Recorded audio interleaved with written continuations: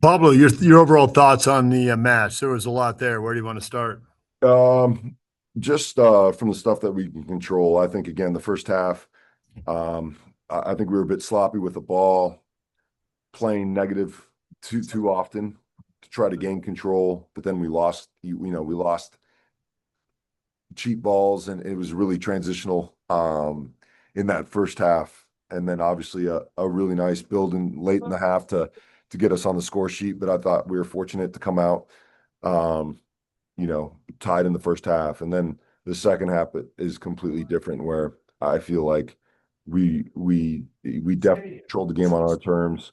Some great actions, some great moments, and again, just lacked the final decision, the shot. We had a lot of things on goal, but it wasn't anything that really challenged their goalkeeper.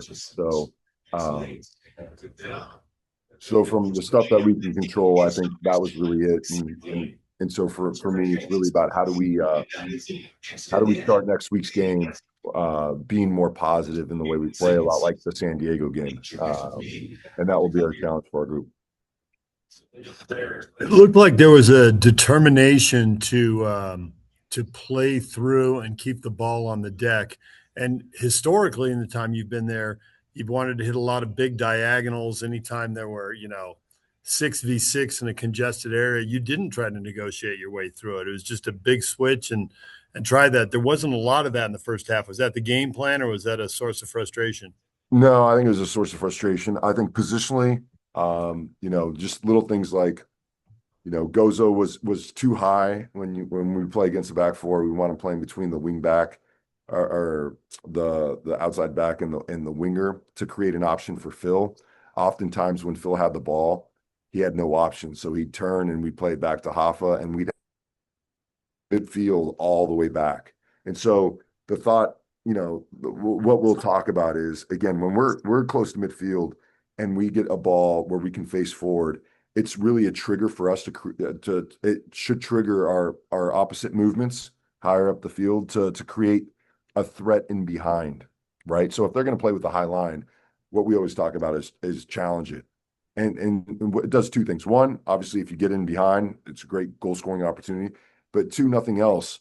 It'll make them drop their line of pressure faster than what they did. So I think that's again a really important aspect of what we want to do. And again, I think just looking back at that San Diego game, the amount of times we threatened their back line and got in behind that then allowed us to walk the ball up the field.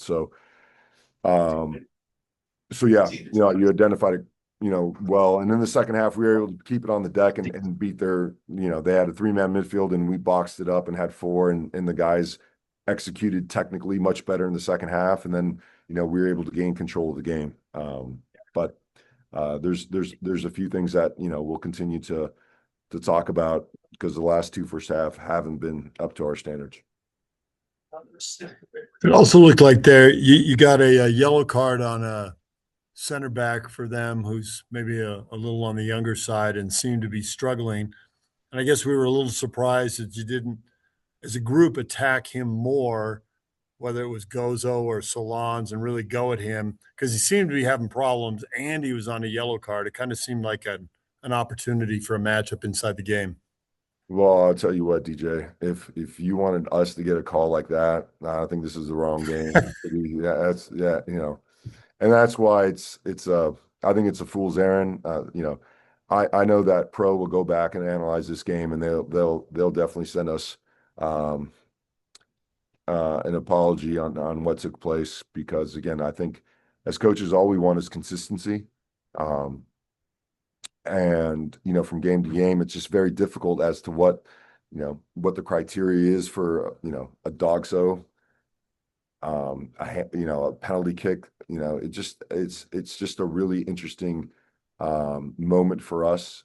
These last two games have been very difficult to kind of gauge and have a feel for how the game's going to be officiated. So I think the most important thing for us is again to spend all our energy on controlling what we can. And I think if we're brighter in the first half, maybe that changes the mindset of the things that we can't control. Thanks, Pablo. Maddie Casey. Hey, Coach. Hey, Matty. Hey, after Wednesday, you talked about wanting a response from the lads. Obviously, it sounds like you didn't get what you wanted in the first half, but did you feel like you got anything that you can take a positive from in the second at least? Yeah, I think in the second half, again, I think we controlled the game when it was even, and I think that's a big, that's huge in this league to go away from home, the game being even and really impose yourself on your opponents, and I thought the goal was coming. But again, I just don't think we were sharp enough in that final third. But again, I think there was a lot of pressure. The field tilt was in our favor. We had a lot of momentum, and I think that's a really difficult thing to do in this league when the game's even. And so that's probably the biggest takeaway as far as positives in this game. And then the last I looked, your possession was over 60%. It looked like this was one of those games where you've been talking about how strong RSL has been in transition and wanting to work on other aspects. Hmm. And this was a game where you had the ball and you were imposing yourself on LA. What did you see that was good? What did you see that needs to be better for next time? Yeah, I think for us, I think again, possession for me is just a stat. It's what you do with that possession that's important, right? And Mhm. so you can use it to control the game, but at some point there's got to be a change of speed or there's got to be a dynamic action in and around goal to make that possession valuable. Um, I think we also had a couple moments in transition that we just didn't do well enough with. Um, and I think that's been really our strong suit up to this point. So, I think having a balance and being able to, control games with the ball, control games with the ball is really, really important. Knowing that, we're a good transition team. So if we have to drop or block a little bit more, we got pace up front, we got fighters up front, and we got quality up front. So I think this game kind of what I liked about this game is just the possession, tilted the field, which made us the protagonists. And again, regardless of whether we win or lose, it's the feeling of being the protagonist is what I really want for our young group and something that I think was positive today. And then thank you. And last one for me. Obviously, there were a lot of flashpoints with referee decisions tonight. And I don't want to talk about what the referee may have or may not have said to you and the apology from the league. I know what that gives us in the standings, but what do you tell a young group when they come off a performance like that where it just seemed like every call went against them? Yeah, no, I think it's tough. And again, I think, these last couple games have been very difficult because again, it just doesn't feel like the criteria being used is the same. Um, But again, I think what I said is how do we influence even the officials' mindset in what we can control and just being sharper in the first half. I think that's a great way to get momentum going in your way. Um, and so that's the one controllable I think that we can affect it. And if we have to play against 15, I think that's a challenge as well. But that's what life is giving us at the moment. And so we've got to overcome, expecting things to change. Um, I think is a fool's errand. I think the onus is on us as a group to own everything, whether it's good or bad, and put our best foot forward moving, in this next game against Portland. Thanks, coach. Safe travels. Yeah. Thank you. Brant. Pablo, you've had a couple of interesting games with all kinds of distractions that have kind of taken RSL out of the way they've played early on and had success. So is this a game that kind of comes down to decisions? It looked like in the second half, like you mentioned, you really kind of took control of the game, but um, that final third looks like the teams become a little bit tentative down there. Yeah, again, I think, we gotta find ways to get more shots off in areas that will ask questions of them coming out. I think there's a handful of plays where we broke them down and in the inside channels on the left side, in particular with Sanabria. You know, Gozo got down a couple times. But then it was like, did we have enough runners in the box? There's good balls played across, but did we have enough runners in the box? And so I think, you know, again, like the way we want to play is diverse. We've got to be more diversified as to how we get into those areas. Because again, when teams, you know, put a lot of numbers near goal, even shots from distance, and I'm not saying, you know, 30 yards, but I am saying 20 yards. You get deflections, you get rebounds, you get handballs. I mean, these are moments, these are ways how we can influence the referee's decision as well. So I think we have to be a bit more, just a little bit more open-minded, where it doesn't always have to be this way. And I think we have the quality and the soccer acumen from the guys up front to be able to do that. But with a player like Ilavogi, who is always looking to be, you know, in part of the game, whether that's scoring or assists, is this a game you're going to look back and say, hey, you know, you need to take a shot and maybe be a little more selfish at times while Pull you're the here? trigger. Yeah, no. And to be fair, Morgan is always trying to find the best option, especially in and around goal, you know, when he's got the ball in and around the 18, because the defending team is always going to be on their toes. They're going to be over aggressive in the way they defend because you're near goal. And so oftentimes a slip pass is the right decision. But again, I think that slip pass maybe wasn't there because the space wasn't created, but a shot on goal from that distance will now get them pulled out to where he can really combine with the guys up front. But yeah, I would say that's definitely something we'll talk about. What about this? What subs? You know, Luna came off a little early, it seemed like, or what were your thought process on the subs, and were Yeah. you happy with what they brought? Yeah, so Luna was cramping. He'd come over to the sideline twice, getting some electrolytes. And so obviously, if we're going for the win, Luna's the last player I want to take off the field. But if he's cramping and he can't move, then it doesn't really provide he's not going to be at his best in a game that really requires, I think, like I said earlier, a change of pace, some dynamism in those areas in and around goal. So that was the decision with Diego. Didn't want to pull him out, but he was cramping. Um, the other one was you know, Phil hadn't it was feeling tight, so we put Dre out there, and then again putting Goes in that 10 position. I think again Goes has been great 1v1 running behind. He had a couple good opportunities where, you know, he turned the corner and it just kind of fizzled out. But then obviously Dom's been, you know, training well, and again, if we're going to move Gozo, then we had to bring in Dom, because the thought was actually to bring in Dre in that wingback position, and move Gozo to the 10. But because of Phil, we ended up doing that. And then Stein was, again, a tough week where he's logged in a lot of hard minutes. Just wanted to bring some spark, and you know, Pablo being a more offensive minded player that can distribute the ball and be proactive in that phase. That was a decision behind Pablo. Thanks, Pablo. Yep. Boot room. Hi, Pablo. With this game, obviously there were some things that we couldn't control going into the second half with some questionable calls. But with this performance, there were some things that were good. What, in your opinion, were some shining moments that you can focus on maintaining and bringing into the match against Portland? Yeah, I think again, I think when our tens were positional, and then overloading, so like Aiden and Diego, there was a lot of good actions in the first half.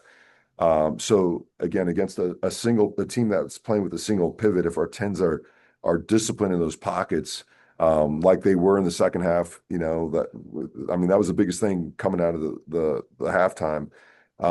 We have very talented players in those pockets, and then it was just you know, that the goal that, you know, that was created with Diego and Aiden, and I think that bravery from Aiden to take the guy on 1v1, and then just, you know, I think just being more aggressive in that phase of the game, I think is really, really important for us. Where if we're passing it a lot, then we're not, you know, we're not expressing our true selves.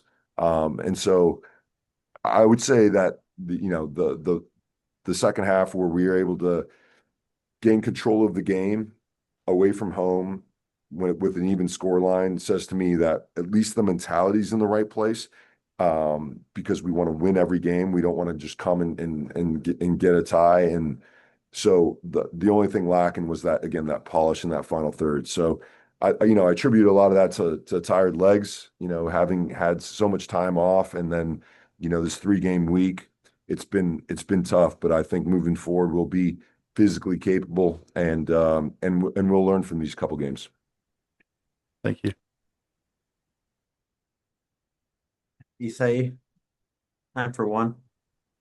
Hola Pablo, bueno, nada más me dieron chance para una, pero quería nada más preguntarte, todos hablaron del arbitraje, pero yo quería saber qué fue lo que te dijo el árbitro con respecto a la jugada donde, en mi opinión, debió haber sido expulsado el jugador del Galaxy.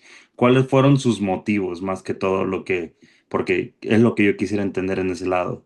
Sí, él dijo que el jugador le enganchó a Víctor, pero lo hizo por el costado, no lo pegó por atrás. Y eso fue la razón que me explicó cómo lo vio él, ¿no? Pero mira, si no pasa a nosotros es como nos dan una carta roja, o sea, no se siente que, que en los últimos partidos que estamos recibiendo los fulls que deberemos recibir, ¿no? Pero por eso hablé con los jugadores y le dije, mira, si esta es la vida, que a veces te salen las cosas bien, a veces no, pero hay que seguir peleando, aunque hay que jugar contra 15. Y eso no está tocando en el momento, pero yo creo que el grupo se va a estar, vamos a estar listos para el próximo partido. What do you take from a match where you guys outplayed your opponent on the road, but come away with no points? I mean, from this match, honestly, I feel like we were hard done by the refs. Obviously, we weren't very good first half, a little sloppy, but at the end of the day, I feel like they miss a clear foul on Victor, last man back. Could have been a red card. Doesn't go over to the screen to check it. That changes the whole dynamic of the game. And then despite that, their penalty at the end of the game, I feel like, is just so soft. And again, doesn't go over to the VAR station to look at it himself. And I feel like that's just 2 missed calls that loses this game. So I'm not even sure what the point of VAR is if they're going to keep missing these calls. That's what I take from this game. Rafa obviously continues making these incredible stops, and he had a handful tonight, but you also had a clearance from one that was goal bound, and then you got around Paintel from the back to clear one away from him. How do you stay mentally strong for the younger guys around you in a match where it's not going your way? Yeah, I feel like just every game, try and stay as locked in as possible. And especially when things aren't going our way, it helps when if you can make some decisions to keep the team calm, and maybe instead of playing long or something, keep the ball and just keep it moving, and making sure that you're just sort of a calming presence. But I don't know. I don't know. I know it's tough to ask after a painful loss. Do you feel like there was something in that match, though, that you can bring forward into Portland? Maybe your ability to step on the ball and hold it against them for long stretches in their home and make them play against you? Yeah, no, I thought our second half was much better than the first half, obviously. Just connecting passes, and I felt like we had them pinned in their half for a decent amount of the second half. But yeah, really just making sure that having possession, but sustained possession in the attacking half, as opposed to maybe going back. We went back to Rafa a lot the first half, and just making, conscious decisions to, instead of going back to him, try and swing it around through the midfielders, and just sort of build that pressure. So there's definitely some things we can bring in. And yeah, just clean it up. Thanks, Jay. Safe travels. Appreciate it. DJ. Justin, the last 2.5 games, if you take them as a whole, haven't looked like what that long unbeaten streak looked like. And I know sometimes you only played one game in three Saturdays, so maybe that's a factor. Also, teams just see tape, and everybody evolves. They're going to change the way they defend. You got to change the way you attack. So, how much of what we've seen is kind of that natural evolution over the course of the season? Is there stuff you need to get back to? If you go bigger picture, what do you think is one of the veterans on this team you'd like to see? Yeah, again, I think a lot of it just comes down to playing simple and being sharp. When you connect passes and keep the ball and whatever, switch them side to side a couple times, naturally things are going to open up, and then you can see that soccer that we were playing in those first 5 games where we're creative on the attack and we have that sustained possession and we're threatening it behind, and there's sort of a confidence in the team. And then when you don't have that, when you miss a couple passes, take too many touches, invite them to build momentum, then results like this happen. So really just getting back to being sharp, being confident, and making teams go side to side until we can exploit them. The high press was pretty lethal. I mean, guys were really moving as a group. It wasn't just the guys on the ball. There weren't easy passes to the next line or way upfield where you'd be defending. What can you do to get that fine-tuned? Because that was a major advantage when you had it rolling. Yeah, that's a great question. I think a lot of it is just energy. Obviously, it's a little tougher after a 3-game week to high press for the full 90. But hopefully with this sort of longer break in between, we'll be back to being on the front foot and really dominating teams without the ball. Thank you. Brant. Along those same lines, Justin, you've had 2 games, 2 different style games with a lot of distractions. How do you as a professional personally kind of let this stuff go and focus on things that are going to help the next game be better without carrying, water off a duck's back, that kind of thing? Yeah, I mean, no, you said it right there. It's when you've played and been in the league for a couple years, you realize that you can't really focus too much on what's happened in the past. You learn from it, and then you gotta have the memory of a goldfish and go after the next game, because it really is, you can change your season like that with a couple of results. So learning from your mistakes and learning from the bad performances is crucial, but you can't dwell on them too much, and you got to focus on the next game, because they come quick, and you just got to be ready and focused for the next game.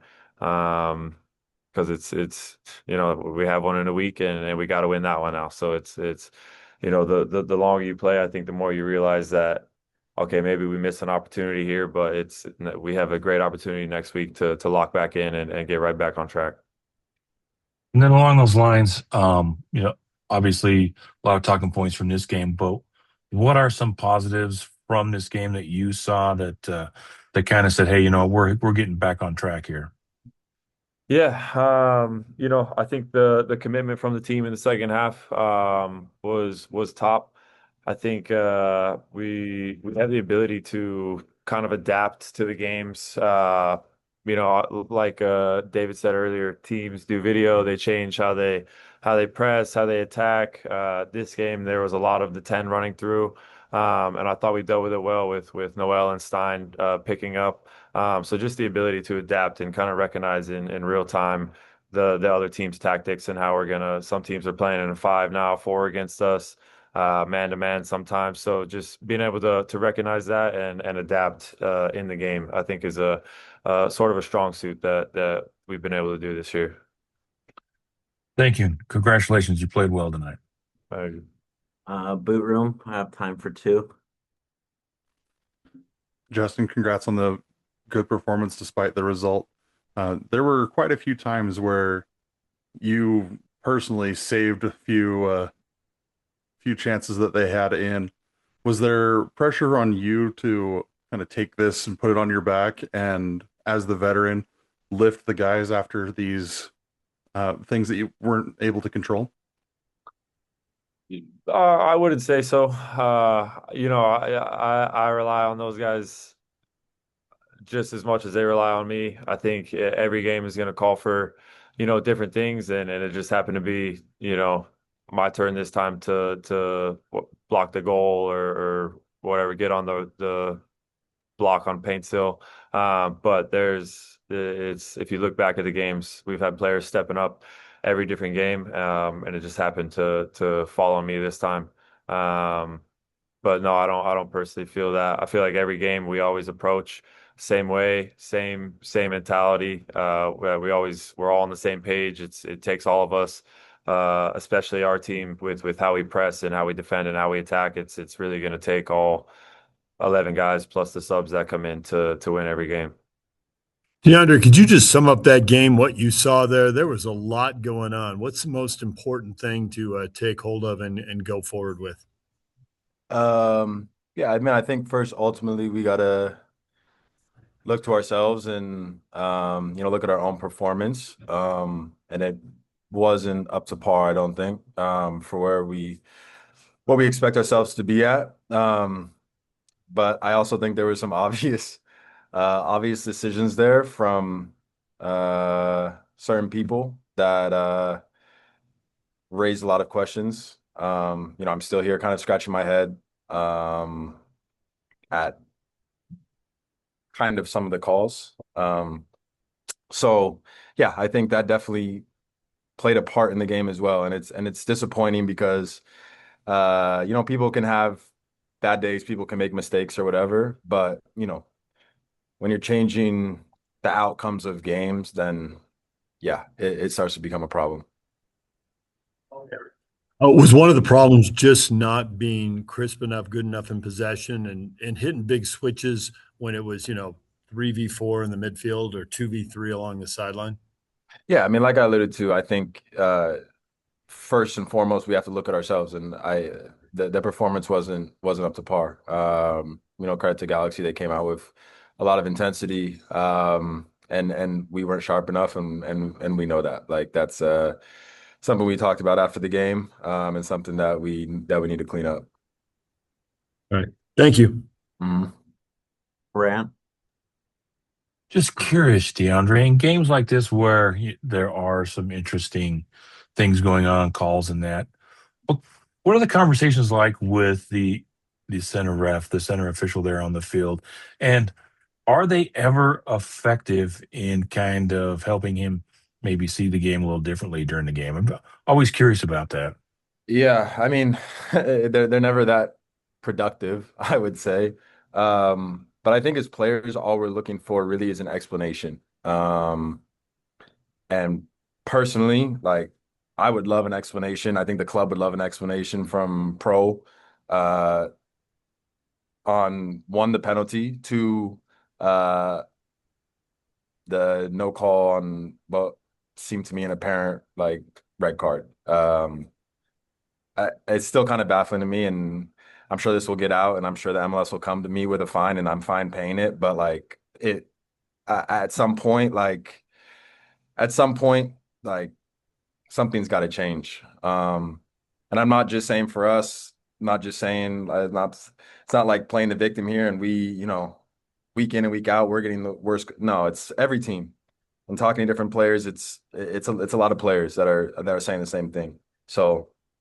I don't know. We're frustrated. We're really frustrated. One, we're frustrated probably with our own performance first, and the fact that we weren't up to par. But I think when looked like was probably going to be a draw, which I think would have been a fair result on the day.